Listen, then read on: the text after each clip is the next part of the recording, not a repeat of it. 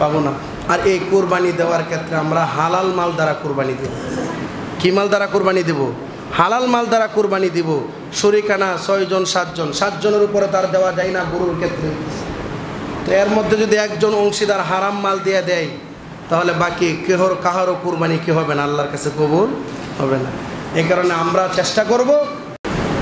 কিন্তু আল্লাহর বিধান অনুযায়ী কাবিল বিবাহ করতে পারতেছে না আকলিমাকে। তখন কাবিল রাগান্বিত হয়ে তার ভাই হাবিলকে বলল, হাবিল তোকে আমি মেরে ফেলব, তোকে আমি কি করে ফেলবো? মেরে ফেলবো, কারণ তোর কারণে আমি সুন্দরী বোন আকলিমাকে আমি বিবাহ করতে পারতেছি না। তখন হাবিল কাবিলকে সুন্দর এক জবাব দিলেন, শুনো, ক্বালা ইন্নামা ইয়াতাকাব্বালুল্লাহু মিনাল মুত্তাকিন।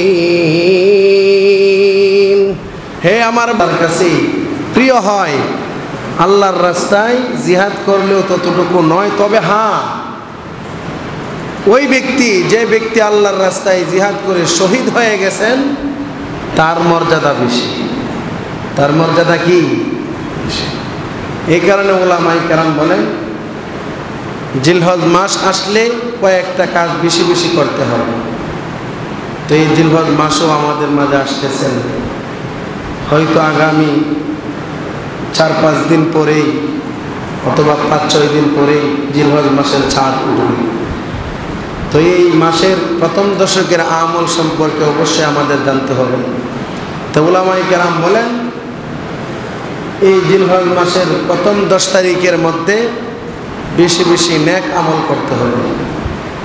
1 নম্বর কি? বেশি বেশি নেক আমল করতে হবে। কারণ হাদিসটা মাত্র শুনাইলাম, আল্লাহর হাবিব বলেন জিলহজ মাসের 10 তারিখের নেক আমল আল্লাহর কাছে ততটুকুই প্রিয়, অন্য কোনো আমল ততটুকু কি নয়, প্রিয়। এই কারণে আমাদের সবার উচিত হইল জিলহজ মাস আসলে বেশি বেশি নেক আমল করা। দ্বিতীয় নাম্বার হইল জিলহজ মাসের প্রথম 10 দিনের মধ্যে গুনার কাজ বর্জন করা। যেহেতু আল্লাহর কাছে এই দিনগুলা অধিক প্রিয়, এই দিনগুলার আমলও অধিক প্রিয়। এখন গুনার কাজ যদি বান্দা করে, আল্লাহকে এটা সহ্য করবে না। আল্লাহ তো চান যে তার বান্দা তার কাছে কি করুক, নেক আমল করুক, তার জন্যই করুক। এই কারণে প্রথম নাম্বার আমাদের কাজ হইল নেক আমল করতে হবে বেশি বেশি। দ্বিতীয় নম্বর হইল আমার গুনার কাজ বর্জন করতে হবে। গুনার কাজ বর্জন করতে হবে। এখন আমাদের মধ্যে দেখা যায় যে সমস্ত দিনগুলোর মধ্যে উলামায়ে কেরাম বলে থাকেন অথবা আল্লাহ নির্দেশ দিয়েছেন, রাসূলুল্লাহ সাল্লাল্লাহু আলাইহি ওয়াসাল্লাম নির্দেশ দিয়েছেন তোমরা নেক আমল করো, আমরা দেখা যায় সেই দিনগুলোর মধ্যে আরো বেশি কি করি, গুনার কাজ করি। আমাদের মস্তিষ্ক নষ্ট হয়ে গেছে। আমরা কোনটা হক কোনটা না হক সেটা বুঝতে পারি না। কোনটা আল্লাহর রাস্তা আর কোনটা শয়তানের রাস্তা সেটাও পার্থক্য করতে পারি না। এই কারণে এভাবে চললে আমার জিন্দিগি, আখিরাতের জিন্দিগি সফল হবে না। অতএব আল্লাহর হুকুম মানার মধ্যেই আমার জিন্দিগি সফল কামিয়াব হবে। রাসূলুল্লাহ সাল্লাল্লাহু আলাইহি ওয়াসাল্লামের সুন্নত মোতাবেক রাসূলুল্লাহ সাল্লাল্লাহু আলাইহি ওয়াসাল্লাম যেভাবে বলে গেছেন সেভাবে যদি চলতে পারি তাহলে আমার জিন্দিগি সফল হবে, কামিয়াব হবে। তো যেটা বলতেছিলাম, জিলহজ মাসের প্রথম কাজ হইল, জিলহজ মাস আসলে প্রথম কাজ হইল নেক আমল বেশি বেশি করতে হবে, গুনার কাজ পরিত্যাগ করতে হবে। তৃতীয় নম্বরে যে আমল সেটা হইল আল্লাহর জিকির বেশি করতে হবে। জিক্রুল্লাহ দ্বারা, আল্লাহর জিকির করার দ্বারা আপনার অন্তর পরিষ্কার হবে। আল্লাহ তাআলা বলে দিয়েছেন, আলা বিযিক্রিল্লাহি তাতমাইন্নুল কুলুব। আল্লাহ বলেন যে জিকিরের দ্বারা অন্তর প্রশান্তিময় হয়। মরা অন্তর জিন্দা হয়ে যায় কিসের মাধ্যমে? জিকিরের মাধ্যমে। হাদিস শরীফের মধ্যে আসছে, কোনো বান্দা যখন একটা বদ আমল করে একটা গুনার কাজ করে তখন তার অন্তরের মধ্যে একটা কালো দাগ পড়ে যায়। এভাবে যখন সে শুধু খালি গুনার কাজ করতে থাকে তখন অন্তরটা একবারে দাগ পড়তে পড়তে কালো হয়ে যায়, ময়লা হয়ে যায়। তো সেই ময়লাকে কিভাবে দূর করতে হবে? সেই ময়লাকে দূর করার একটা মাধ্যম হইল জিকিরুল্লাহ, আল্লাহর জিকির। আপনি যত বেশি আল্লাহর জিকির করবেন ততই আপনার অন্তরের ময়লা দূর হয়ে যাবে। আল্লাহর জিকিরের মাধ্যমেই আপনার অন্তর প্রশান্তিময় হবে, আপনার অন্তর গুনাহ থেকে ফিরবে। এই কারণে এই দিনগুলোর মধ্যে বেশি বেশি কি করা? নেক আমল করা, বেশি বেশি জিকির করা, আল্লাহর জিকির করা, আল্লাহর নাম বেশি বেশি জপ। চতুর্থ নম্বরে যে এই দিনগুলো আসলে যে কাজগুলা করতে হবে তার মধ্যে চতুর্থ নম্বর হইল যে হাত পা এর নখ সমূহ চাঁদ দেখার সাথে সাথেই কর্তন করা। আল্লাহর হাবিব সাল্লাল্লাহু আলাইহি ওয়াসাল্লাম এক হাদিসে বলেন, قال رسول الله صلى الله عليه وسلم إذا رأيتم هلال ذي الحجة وأراد أحدكم أن يضحي فليمسك عن شعره وأظفاره। আল্লাহর হাবিব সাল্লাল্লাহু আলাইহি ওয়াসাল্লাম বলেন,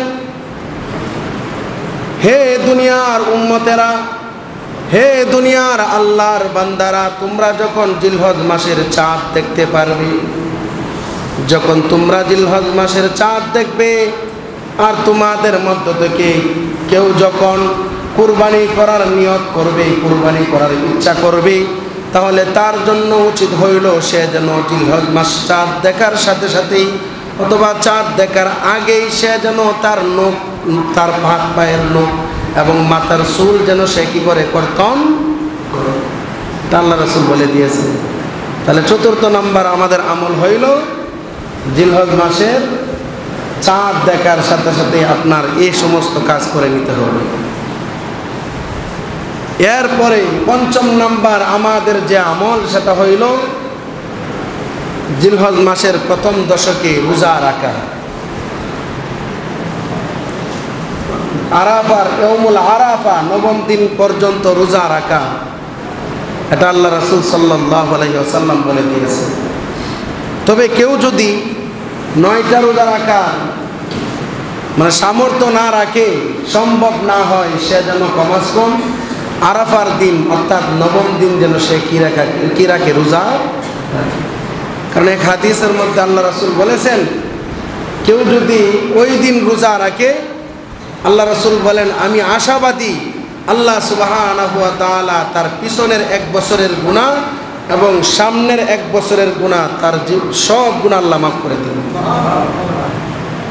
তাহলে এই জিলহজ মাস আসতেছে, আপনার আমার রোজা রাখতেও হবে নাকি? তা আল্লাহ রাসূল যেহেতু বলে গেছেন, অবশ্যই আমলটুকু আপনার আমার করতে হবে। আল্লাহ তাআলা আমাদেরকে তৌফিক দান করুন সকলে বলে আমিন।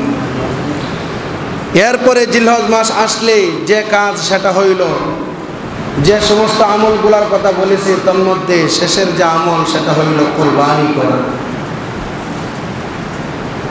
আল্লাহ রাসূল বলেন, আমার উম্মতের মধ্যে যারা কুরবানি করার সামর্থ্য যাদের আছে, বর্তমান সময়ে উলামায়ে কেরাম তারা হিসাব করে দেখছেন যে বর্তমান সময়ে যারা প্রায় 90,000 টাকার মালিক হয়, কত হাজার টাকা?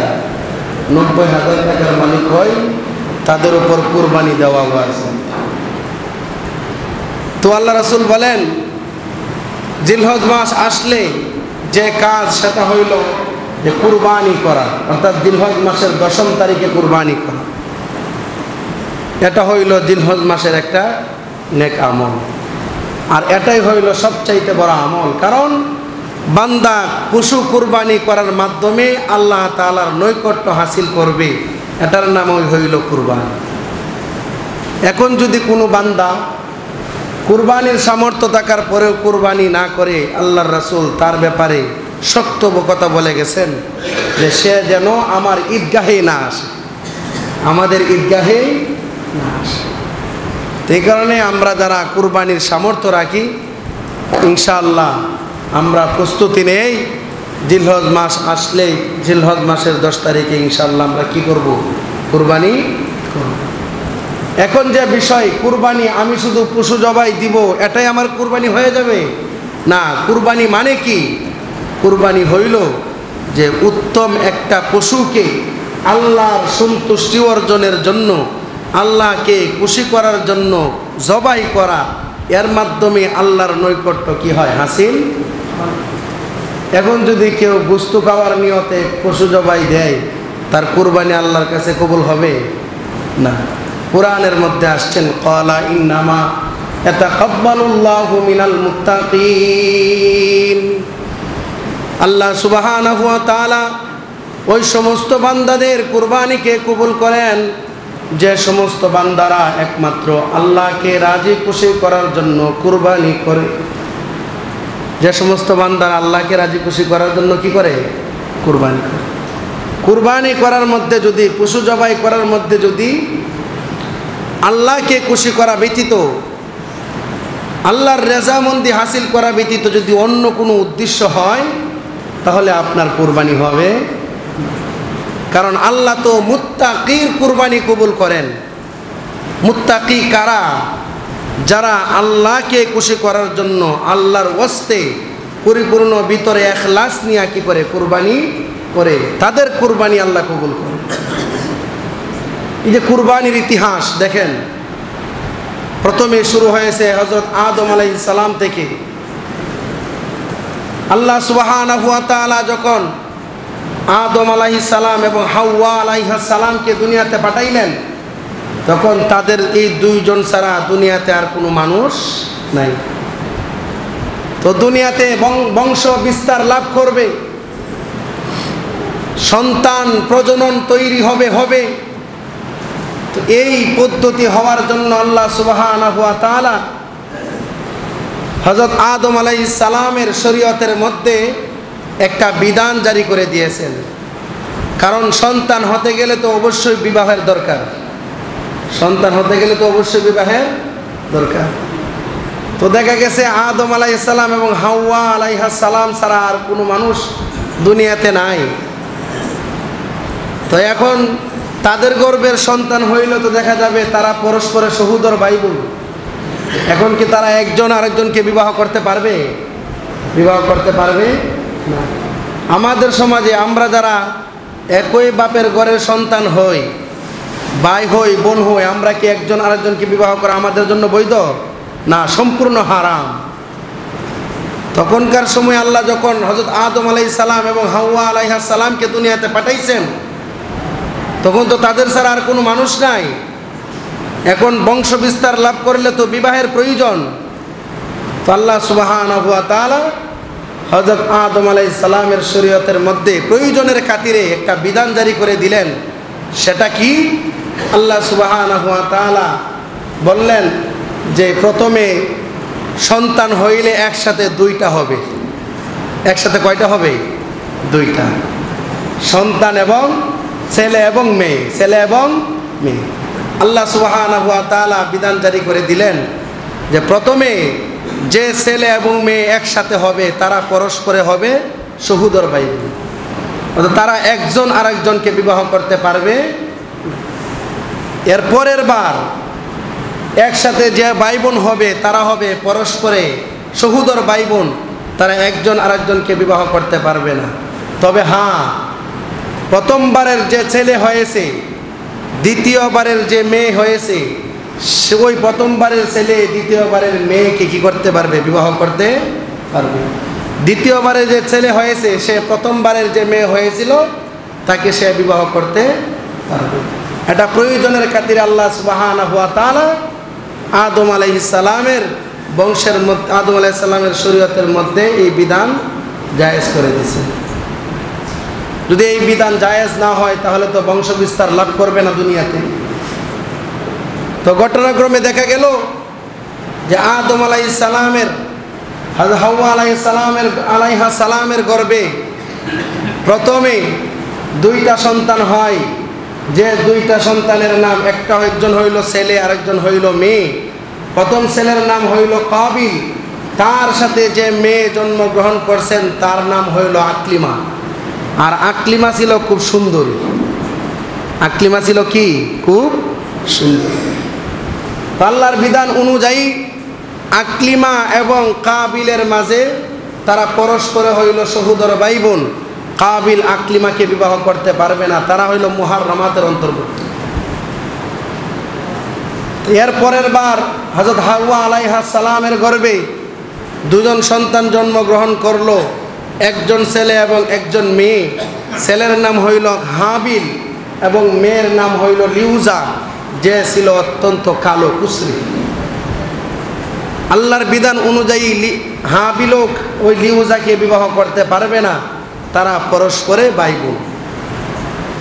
আল্লাহ বিধান জারি করে দিয়েছেন, প্রথম সন্তান কাবিল সে লিউজাকে বিবাহ করতে পারবে, দ্বিতীয় সন্তান ছেলে সন্তান হাবিল সে ওই পরমা সুন্দরী আকলিমাকে কি করতে পারবে, বিবাহ করতে পারবে। আল্লাহ এই বিধান জারি করে দিয়েছেন। তো যখন আল্লাহ সুবহানাহু ওয়া তাআলা হযরত আদম আলাইহিস সালামের শরীয়তের মধ্যে এই বিধানকে জারি করে দিলেন, দেখা গেল কাবিলের ভাগ্যে আসছে লিউজা কুসরি মেয়েটা, আর হাবিলের ভাগ্যে আসছে পরমা সুন্দরী আকলিমা নামে মেয়েটা। কিন্তু কাবিল সে তো আল্লাহর বিধান মানতে রাজি না। কাবিল সে বলতেছেন আমার ভাগ্যে আসছে লিউজা কুসরি মেয়ে, আমি কুসরি মেয়েকে বিবাহ করব না, আমি বিবাহ করব আমার বোন আকলিমাকে। কিন্তু আল্লাহ সুবহানাহু ওয়া তাআলার বিধান অনুযায়ী কাবিলের জন্য তো আকলিমাকে বিবাহ করা হারাম। কাবিল তো আকলিমাকে বিবাহ করতে পারবে না। কাবিলের বিবাহ করতে গেলে লিউজা নামক ওই কুসরি মেয়েকে বিবাহ করতে হবে। কিন্তু কাবিল বলতেছে যে না, আমি আল্লাহর বিধান মানি না, আমি লিউজাকে বিবাহ করতে পারবো না, আমি বিবাহ করলে একমাত্র আমার বোন আকলিমাকে বিবাহ করব। আর হাবিল বলতেছেন যে না, আল্লাহ সুবহানাহু ওয়া তাআলা তো এই নিয়মে তৈরি করে দিয়েছেন যে পরস্পরে যে ভাই বোন হবে তারা হইল একজন আরেকজনের মুহাররামাতের অন্তর্ভুক্ত, একজন আরেকজনকে বিবাহ করতে পারবে না। তো এই হিসাবে হাবিলের তকদিরে ভাগ্যে আসছেন পরমা সুন্দরী আকলিমা। কাবিল গেছেন আদম আলাইহিস সালামের নিকট, গিয়ে বলতেছেন হে আমার পিতা, আল্লাহর বিধান অনুযায়ী আমার তকদিরে কুসরি মেয়ে লিউজা আসছে, আমি আল্লাহর এই বিধান মানব না, আমি আমার বোন আকলিমাকে বিবাহ করতে চাই।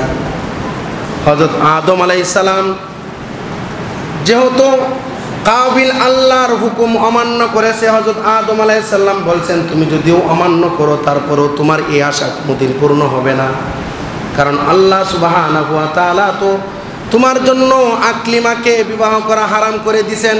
যেহেতু আকলিমা তোমার সাথে একসাথেই জন্ম হয়েছে, আর একসাথে জন্ম হইলে তো তারা পরস্পরে সহোদর ভাই বোন হিসাবে কি হয়, সাব্যস্ত হয়। অতএব তুমি আল্লাহর বিধান অমান্য করে আকলিমাকে বিবাহ করতে পারবে না। কাবিল বারবার বলতেছেন যে না, আমি লিউজাকে বিবাহ করব না, আমি বিবাহ করলে একমাত্র আকলিমাকেই বিবাহ করব। হযরত আদম আলাইহিস সালাম কাবিলের প্রস্তাব প্রত্যাখ্যান করে দিলেন। আদম আলাইহিস সালাম দেখলেন কাবিল মানতেই আসে না। তখন হযরত আদম আলাইহিস সালাম কাবিলকে বললেন ঠিক আছে, তুমি যেহেতু আল্লাহর বিধান মানতেই আসো না, যাও তোমরা দুজনে গিয়া কুরবানি করো। এই যে কুরবানি, যাও তোমরা গিয়া দুজনে কুরবানি করো। তো দুজনে চলে গেলেন।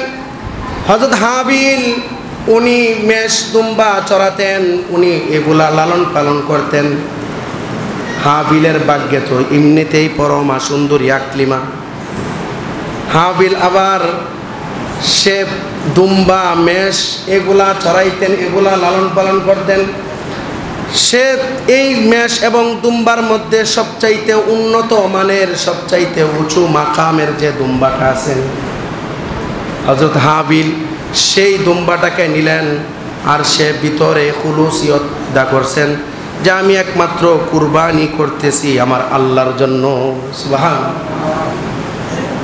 আর কাবিল সে কৃষক লোক ছিল, সে কিছু শস্য ফসলাদি সে এক উন্মুক্ত জায়গার মধ্যে রাখছেন। আর তার টার্গেট হইল যে কুরবানি দ্বারা তার উদ্দেশ্য হইল আল্লাহকে খুশি করা নয়, বরং তার উদ্দেশ্য হইল পরমা সুন্দরী আকলিমাকে বিবাহ করা। আর তখনকার সময়ে কুরবানি কবুল হওয়ার একটা সিস্টেম ছিল, সেটা হইল আসমান থেকে যারা কুরবানি দিবেন তারা তাদের পশু যে সমস্ত জিনিস তারা কুরবানি দিবে সেগুলা তারা এক উন্মুক্ত জায়গার মধ্যে রাখবেন।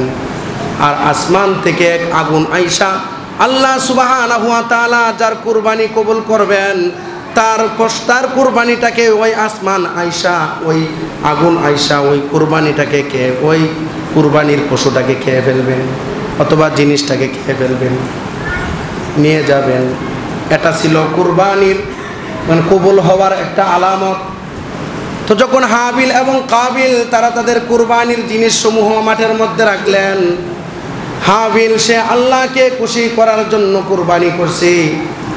কুরবানি করার পরে যখন আসমান থেকে আগুন আসছেন, আসার পরে দেখা গেল হাবিলের কুরবানি আগুন সেটা গ্রহণ করছেন, কিন্তু কাবিলের কুরবানি আগুন স্পর্শ করে না। যেহেতু হাবিলের কুরবানি আগুন স্পর্শ করছে, গ্রহণ করছে, আদম আলাইহিস সালাম সিদ্ধান্ত দিলেন যাও, যার কুরবানি কবুল হয়েছে আমি সিদ্ধান্ত দিয়েছিলাম যে আকলিমাকে তার সাথেই বিবাহ দিব। আজকে হাবিলের কুরবানি কবুল হয়েছে, হাবিলই আকলিমাকে কি করবে? বিবাহ। তখন কাবিল সে বলতেছে যে না, আমি এটা মানি না, আমি কুসরি মেয়েকে বিবাহ করতে পারবো না, আমি বিবাহ করলে কাকে করব? আকলিমাকেই বিবাহ করব। পাই কাবিল শুনো, আল্লাহ সুবহানাহু ওয়া তাআলা ওই সমস্ত ব্যক্তিদের কুরবানিকে কবুল করেন যারা একমাত্র আল্লাহকে খুশি করার জন্য কুরবানি করবে। যারা একমাত্র আল্লাহকে খুশি করার জন্য কুরবানি করবে আল্লাহ সুবহানাহু ওয়া তাআলা তাদের কুরবানিকে কবুল করবেন। শুনো, আমি কুরবানি করেছিলাম আমি পরমা সুন্দরী আকলিমাকে বিবাহ করার জন্য নয়, আমি কুরবানি করেছিলাম আমার আল্লাহকে খুশি করার জন্য, যার ফলে আল্লাহ আমার কুরবানিটাকে কবুল করেছে। সুবহানাল্লাহ। তাহলে সর্বোপরি কথা হইল যে কুরবানি আপনি এবং আমি যখন দিব তখন আমার উদ্দেশ্য থাকতে হবে কাকে খুশি করার জন্য? আল্লাহকে খুশি করার জন্য।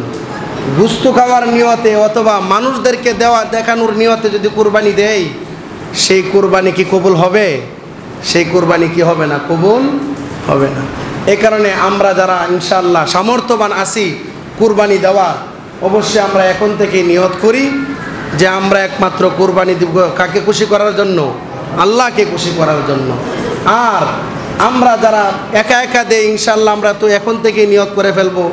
আর বাকি বিশেষতভাবে যারা আমরা শরিকানাভাবে কুরবানি দেই, আমরা সবাই সবার সাথে পরামর্শ করে আমরা এই বিষয়ে সিদ্ধান্ত একমত হব যে আমরা কুরবানি দিতেছি একমাত্র কাকে খুশি করার জন্য? আল্লাহকে খুশি করার জন্য। কেউ যদি সমাজের লোকদের হেয় প্রতিপন্না থেকে বাঁচার জন্য, আল্লাহকে খুশি না করে মানুষের কথা থেকে বাঁচার জন্য কুরবানি করে, আর সে যদি শরীক হতে চায়, আমরা তার সাথে কুরবানি দিব না। কারণ তার কুরবানি তার এই নিয়ত থাকার কারণে, আল্লাহকে রাজি খুশি না করার নিয়ত থাকার কারণে দেখা গেল তার সাথে যদি আমরা কুরবানি দেই তাহলে আমাদের কুরবানিও কি হবে না? সহি হবে না। এই কারণে আমরা চেষ্টা করব ইনশাআল্লাহ যাতে করে আমাদের কুরবানিটুকু একমাত্র কার জন্য হয়? আল্লাহর জন্য হয়। আর আল্লাহর জন্য কুরবানি হইলে আল্লাহ সেই কুরবানি কি করবেন? কবুল করবেন। আর একটা বিষয় হইল, আমরা কুরবানি দিতেছি, আমাদের কুরবানি যদি আল্লাহর কাছে কবুল না হয় তাহলে তো আমরা সেই কুরবানির কি পাবো না?